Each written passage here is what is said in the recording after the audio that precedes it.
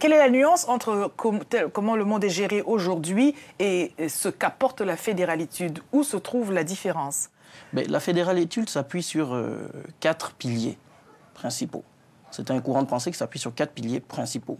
Alors je vais les rappeler. Le premier point qui est le fédéralisme et la subsidiarité. La subsidiarité, c'est simple. La subsidiarité exprime le fait que chaque individu, au plus bas de l'échelle, se saisisse lui-même d'un problème et essaie de le régler avant de le transmettre à l'échelon supérieur. C'est-à-dire que s'il ne réussit pas à le régler... Voilà, il a le devoir à ce moment de le passer à l'échelon supérieur. N'est-ce pas déjà le cas actuellement?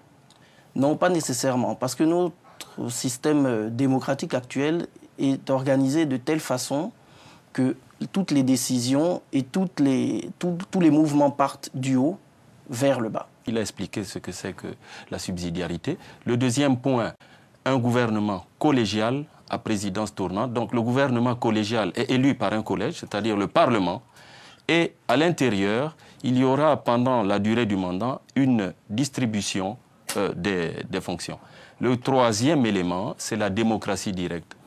Alors la démocratie directe consiste en fait à donner au peuple la capacité d'interagir avec ses représentants. Ça veut dire quoi?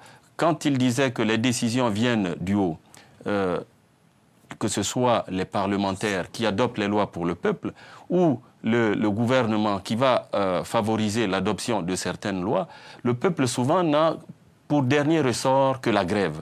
Or, dans la démocratie directe, il suffit que le peuple, si c'est prévu dans la Constitution, adopte un certain nombre de signatures, supposons 10 000, 20 000 signatures, pour dire que nous ne sommes pas d'accord avec cette loi. Donc, un droit de veto et même susciter le vote de nouvelles lois. Le quatrième élément, c'est l'armée de réservistes.